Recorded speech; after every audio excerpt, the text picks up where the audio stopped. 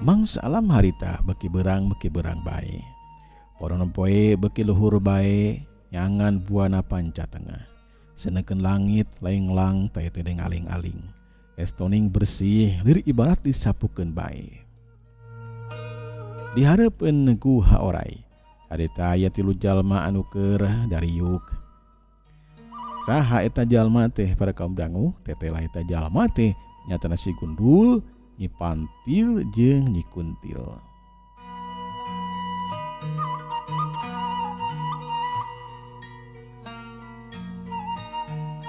Nyi Pantil jeung Nyi Kuntil geus jag-jag deui. Geus eueuh anu dirasa nyeri. Elmu si Gundul anu disebut elmu konco jiwa. Bisa ngabalikeun deui jiwa. Bisa ngabalikeun deui daging jeung tulang anu geus ruksak. Ngajang elek deui bae saperti wujud Nyi Pantil jeung Nyi Kuntil samemeh. Guha orai teh rugrug. Jag-jag belejag di bae. Teu coceng saeutik-eutik acan. Malahan mah ku si Gundul katempo Nyi Pantil jeung Nyi Kuntil teh makin geulis we, makin geulis rancunit eueuh cawadeunana. Sanggeusna Nyi Pantil jeung Nyi Kuntil jag-jag deui tur ingetanana teh 100% geus balik. Barabat Nyi Pantil harita nyaritakeun kajadian anu geus tumiba ka dirina. Dibantuan nyaritana ku Nyi Kuntil, kabeh ditetek teu aya nu kaliwat. Puguh bae si Gundul harita kagorot ngancing, ambek harita ka Jaya Dirga. Jaya Dirga geus ngamanfaatkeun Nyi Pantil jeung Nyi Kuntil, tapi manehanana teh kalahkeun ka Nyen Codeka, nyatana nyilakakeun ka Nyi Pantil jeung ka Nyi Kuntil. Sasatna mah kahadean dibalesku kagorengan. Pangkawara Jaya Dirga, awas hiji mangsa siapa pangenjeng aing, moal dilepaskeun tang tu bakal dipodaran. Anjeun jadi musuh satru kabuyutan kula. Diudak sia katungtung langit oge. Ya dewek si Gundul jago di antara jago nu aya di alam semesta ayeuna. Tang tu bakal ngudag-ngudag anceun Jaya Dirga. Tunggu babalas ti dewek sia. Itu cenah susumbarna si Gundul teh ambekeun pisan ka Jaya Dirga. Nyi Pantil jeung Nyi Kuntil ngababarah kana hati si Gundul anu pinuh ku amarah. Dilaku lila males amarah si Gundul teh ngaleungit.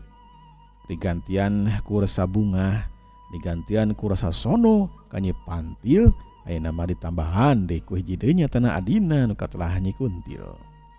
Jiwa ragana Nyi Pantil jeung Nyi Kuntil dipasrahkeun ka si Gundul lantaran geus nulungan ka dirina.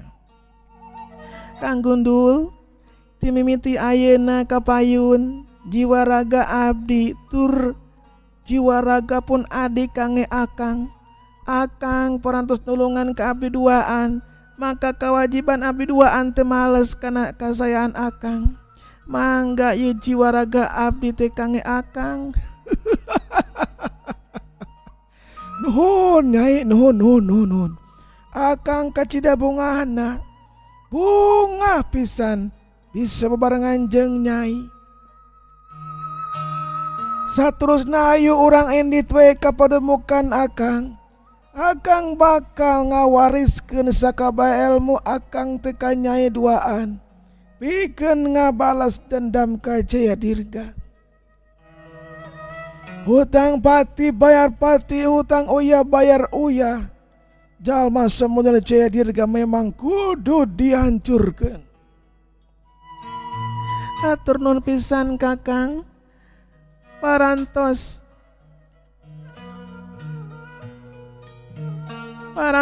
kersa nurunkeun sadaya ilmu Kakang ka abdi duaan. Nuhun Kakang, nuhun pisan. Nyi Pantil jeung Nyi Kuntil ngagabruk di ka si Gundul malahan manyuman sagala. Jiwa ragana Nyi Pantil jeung Nyi Kuntil dipasrahkeun ka si Gundul. Hirup manehanana geus eueuh guna mun teu mah ku si Gundul teu ditulungan. Nya sanggeus kitu mah babadamian teh beres, Si Gundul ngajakan ka Nyi Pantil katut Nyi Kuntil ka pademukanana rek digembleng dilatih dek turunkeun ilmu silat kabeh ka Nyi Pantil jeung Nyi Kuntil pikeun balas dendam ka Jayadirga katut murid-muridna. Sanggeusna narangtung mah harita corelat kabehna sing corelat sing kolepat teu napakeun taneuh bakatingku hebat ilmuna harita menikeun ka Singkalayang. Guha orai nyatana paremukan Nyi Pantil ayeuna mah geus teu bisa dijicingan da geus runtuh teh ya ditinggalkeun we ku Nyi Pantil teh teu diliuk-liuk acan.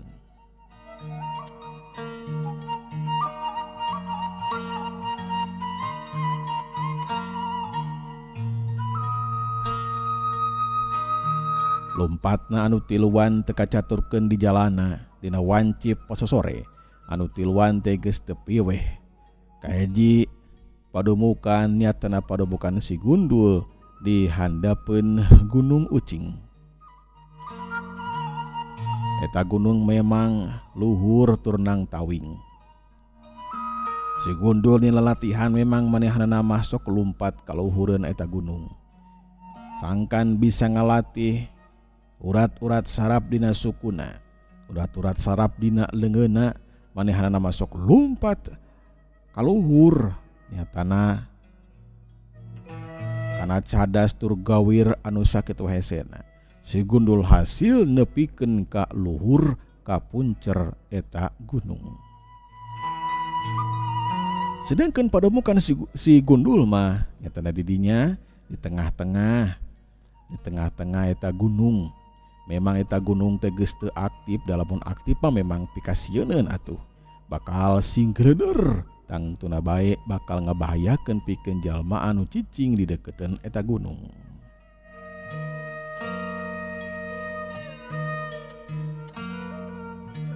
Anu tiluan harita geus parancuh nangtung di handapeun pademukan si Gundul. Si Gundul harita nyekelan Nyi Pantil jeung Nyi Kuntil ngawatek ilmu ringan tubuhna. Kalayang jirimna harita ngalayang bangun anu hampang. Kalayang celak sukuna harita napak sakedeung terus harita sing kalayang. Kadang-kadang Nyi Pantil kekalayangan sarua jeung si Gundul tapi buru-buru ditewak lantaran bisi ragrag. Kalayang nu antukna mah celik harita pancu nangtung di hiji guha. Eta guha teh menikeun ka poek jeung dipikasieun jerona. Nyi Pantil jeung Nyi Kuntil pancu nangtung jeung si Gundul. Nyi Pantil mah nempo heula ka handap menikeun ka letak paur atuh luhur geninganan tempat si Gundul teh. Si Gundul ngajakan ka Nyi Pantil katut Nyi Kuntil asup ka jero guha. Aneh memang saasupna si Gundul ka jero. Barasat di jero guha teh caang. Teuing make naon dengan caang we, saperti halna lampu bae. Caang we di jero eta guha teh. Guhana memang jero. Beuki jero teh beuki karasahaneut tur aya kamar-kamar sagala. Tulilah harita gleder teteh lapan tu guha nutup ku sorangan. Jalma anu lain jago mah tangtu moal nyahun yen eta teh mangrupakeun pademukan si Gundul. Satepina ka tempat si Gundul palagi mujas Medina, si Gundul ngajakan diuk ka Nyi Pantil jeung Nyi Kuntil. Kakarao ge diuk harita ser aya kakuatan sumarambah kana badan Nyi Pantil katut Nyi Kuntil.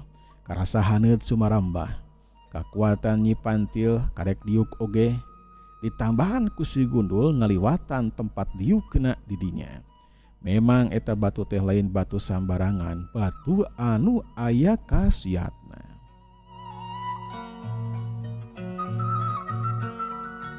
Ieu geuningan Nyai pademukan akang mah.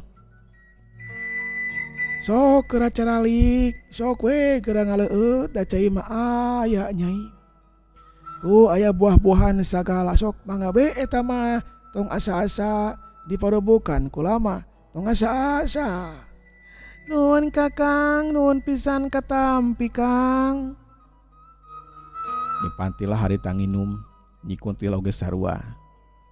Gap harita kana cau, gap deui harita kana buah anu sejenna ngabagug eta buah teh aya buah anggur sagala. Ting ti mana ta si Gundul beut boga buah anu sakitu hadena. Calabak we barang dahar ribaturan ku si Gundul tiluanana harita suka jeung bunga. Timimiti harita Nyi Pantil jeung Nyi Kuntil cicing di pademukan si Gundul. Si Gundul ngagemleng Nyi Pantil jeung Nyi Kuntil ku jurus-jurus anu hebat. Ngan jurus konco jiwa mah can bisa dibikeun kitu bae. Kudu diajar ilmu silat anu sejen heula. Sangkan kuat batina, kuat dadasarna.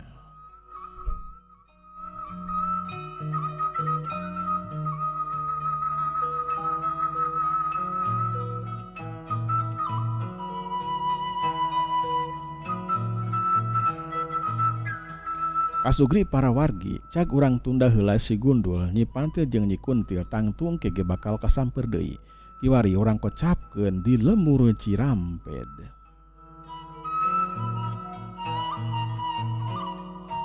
Di Lemur Ciramped nyatana Ibu Cucum, Ambu Sani jeung anu sejenna ngarep-ngarep kana kadatangan si Wira jeung si Atar.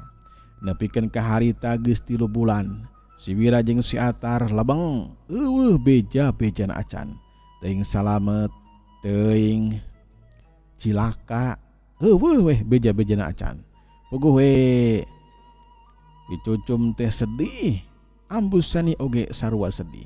Malahan manggeus nitah ka jalma-jalma sejen sangka neangan cenah ka si Wira jeung ka si Atar, tapi geus diteangan sababar kali oge teu aya raratanana.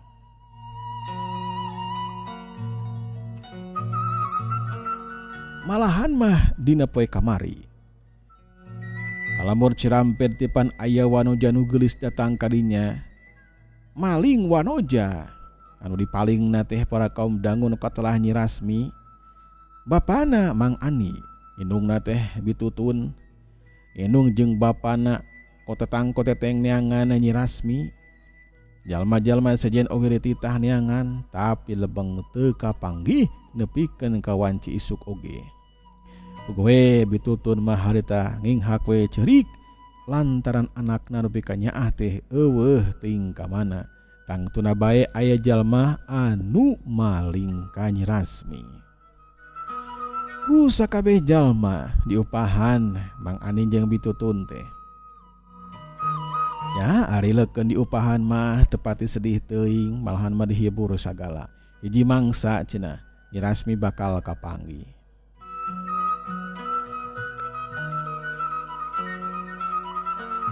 Anu dikolotkeun di Lemur Ciramped teh nyaten Aki Jula. Aki Jula sok sanajan embung-embung oge, Aki Jula teh dijenengkeun jadi pepueuh Lemur Ciramped. Aki Jula geus sabar kali nolak, tapi da eueuh deui cenah anu cocok pikeun jadi pepueuh lemur kecuali Aki Jula. Aki Jula narima we kana mandat atawa kana pancen ti rakyat Lemur Ciramped. Aki Jula paparentah kaitu ka dieu sangkan neangan Nyi Rasmi, neangan si Wira, neangan si Atar. Tapi sakabeh ikhtiar teh eueuh hasilna.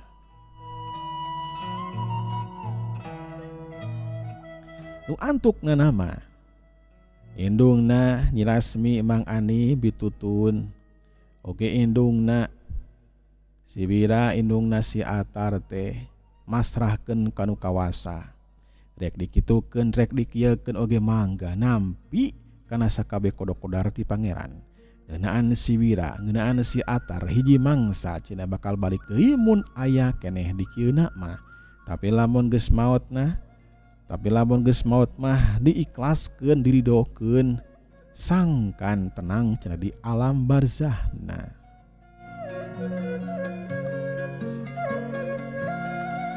Kasugri para wargi kiwari urang kocapkeun anu keur diteteangan ku Ibu Cucum atawa ku Bicucum jeung Ambu Sani. Nyatana anak-anakna teh nu katelah si Wira jeung si Atar.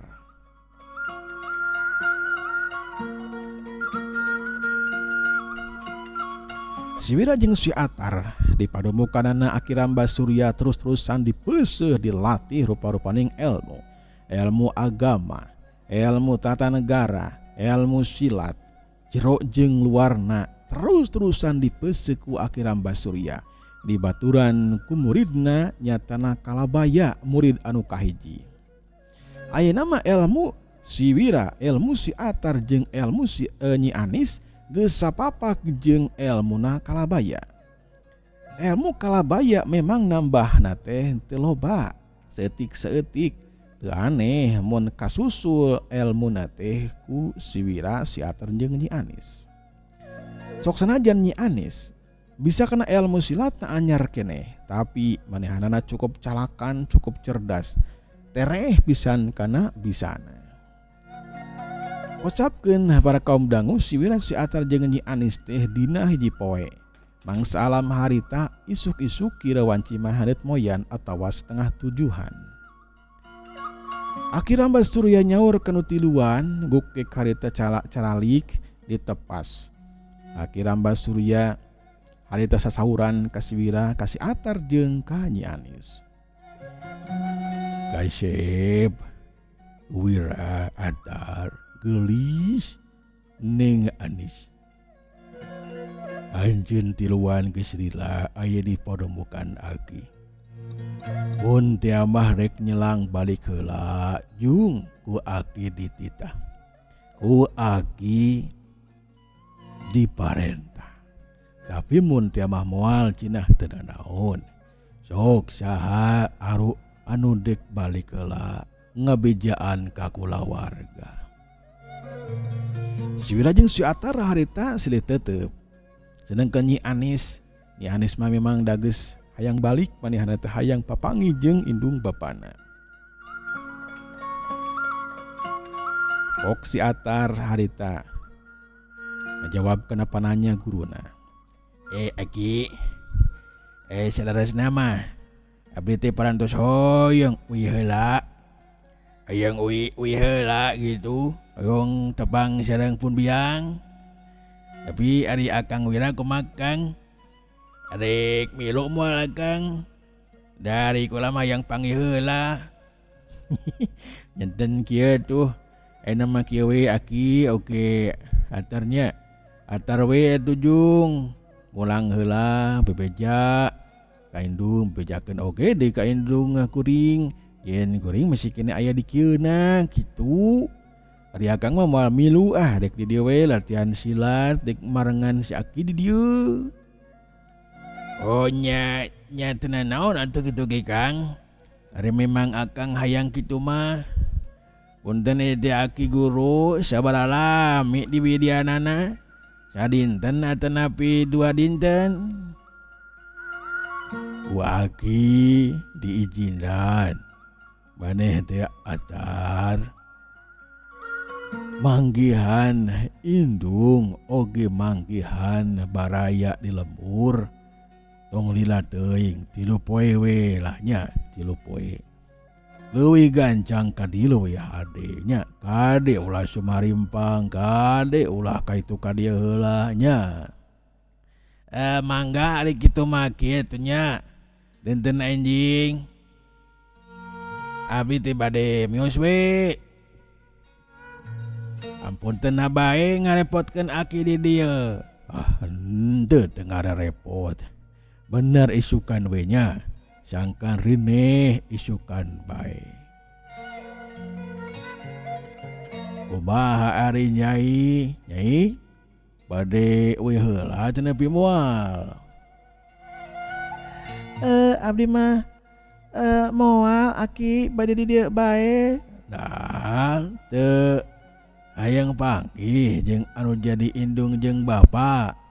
Hoyong nama hoyong Aki, tapi bios bade dieu bae bade latihan silat. Upami teh mah parantos.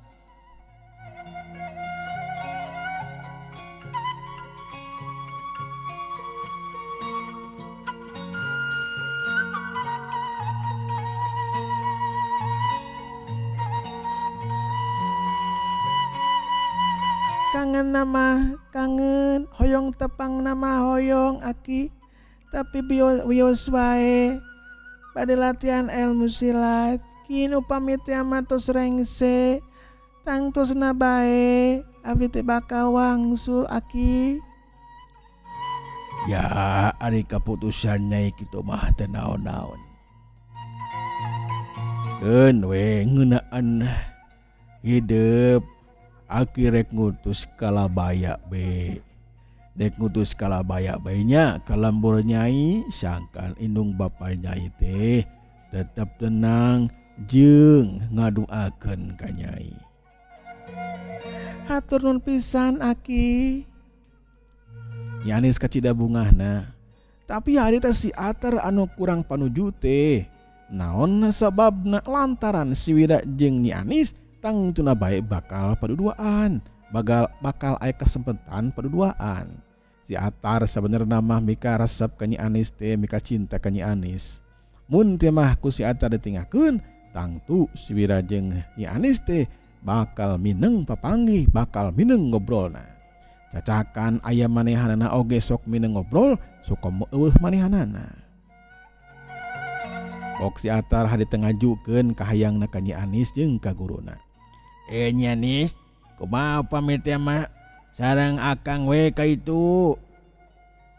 Nyatana wangsul, ku akang dijajabkeun. Kemun ka dieu deui urang bareng ka dieu. Wis we nyai teh datos lami atuh. Hoyong pendak sareng tuang ibu. Tah, kumaha Nyi Anis mun kitu? Dijajabkeun ceuraku jeung Atar. Moal aki bade di dieu be abdi mah bade latihan ilmu silat. Si Atar teu bisa majar kumaha. Da kahayang Nyi Anis memang kitu. Nyi Anis lain teu hayang balik. Tapi manehanana leuwih keneh resep latihan silat tinimbang papanggih jeung indung bapana. Nya babadamian terengse si Atar rek balik dina poe isukan. Sedangkan si Wira jeung Nyi Anis tetap di dinya latihan ilmu silat. Si Atar tetela aya perubahan dina niatna kulantaran si Wira jeung Nyi Anis teh henteu balik. Si Atar lila-lila di dinya bakal tambah-tambah timuruanana.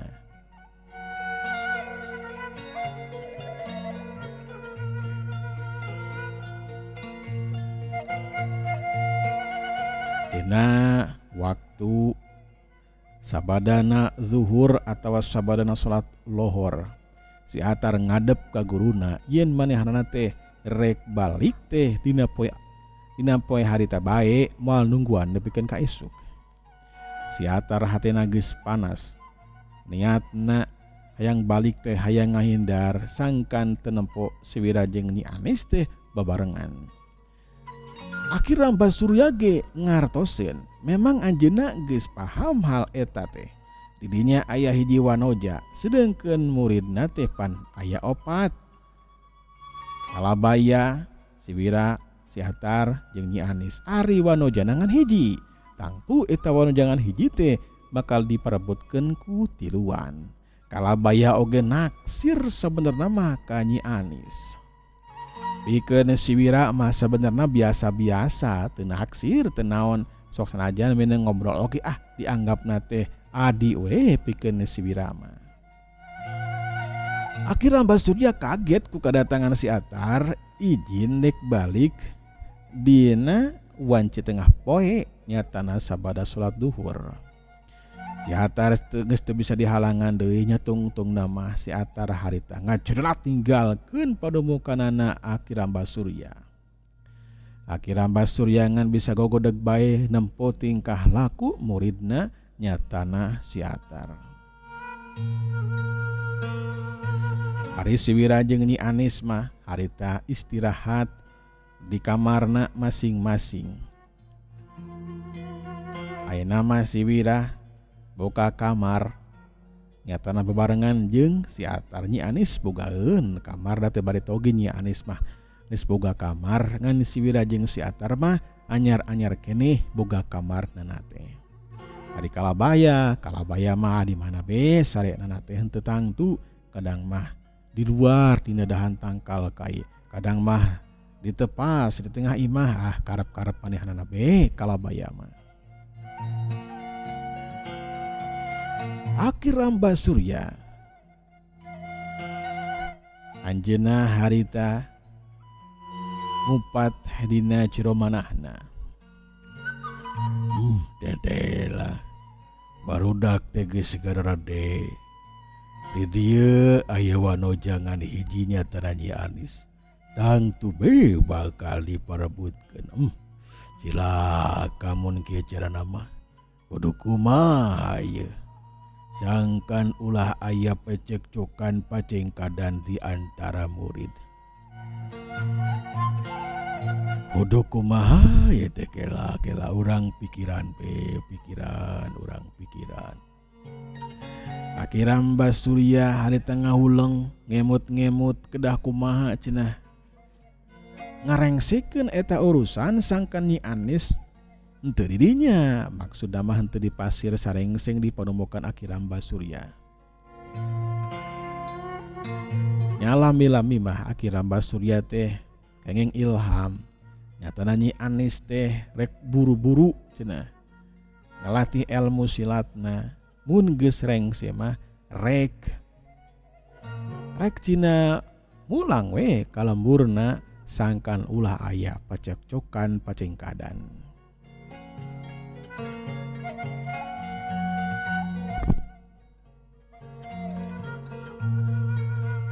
Latihan ilmu silat diteruskeun dina wanci pasosore. Si Wira harita hut-het sorangan. Sedangkan kalabaya tingkah mana eueuh manehanana masuk biasa meureunan sok neangan kadaharan wanci pasosore teh. Sedangkan Nyi Anis pakpik-pek be di dapur manehanana masak. Sarengsena masak Nyi Anis oge harita latihan silat. Hut-het bebarengan jeung si Wira. Malahan masilih serang sagala disaksian ku Aki Ramba Surya. Bekidila teh katampo pisan ku Aki Ramba Surya jelas eta mah. Nyi Anis memang ngarepkeun pisan ka si Wira sangkan jadi kabogohna. Dina teutepan Nyi Anis ka si Wira geus lain babaturan deui tapi eta mah teutepan awewe anu kahayang ka lalaki nyatana ka si Wira. Tapi Aki Ramba Surya kaget lantaran si Wira biasa-biasa bae manehana mah teu nyahun kana perasaan Nyi Anis. Perasaan si Wira ge biasa. Ku Aki Ramba Surya bisa kanyahoan. Aneh mah ye. Dah si Wira kelahkeun ka acuh-acuh kitu. Henteu ngabales kana perasaan Nyi Anis. Teu arti mah ye. Sakuduna mah ngabales eta teh sakuduna. Teuing meureun ku pedah lalaki teh di dieu aya 3 meureunan, 4 jeung Aki. Jika nama menguciwakeun hate si Atar jeung kalabaya jika nama. Nya meureunan kitu. Hebat eta pamuda teh. Teu kapangaruhan kitu bae. Jeung di bisa nyumputkeun semu jika nama bisa nyumputkeun perasaan manehanana. Aki Ramba Surya muji ka si Wira memang teu kapangaruhan. Da sabenerna mah Nyi Anis teh geulis jeung deui ayeuna mah loba cicing di imah, pakulitanana bodas, minang dangdan. Pokona mah saha atuh lalakina anu teu kataji ku pangawakan Nyi Anis. Unggal poe teh terus-terusan bae latihan silat. Ayeuna mah Aki Ramba Surya turun ngalatih murid-muridna. Kalabaya ge ayeuna mah dilatih deui bebarengan jeung si Wira jeung Nyi Anis. Heueuh waktosna parantos saya para kaum dangu beljeng kantun ka sadayana. Wassalamualaikum warahmatullahi wabarakatuh.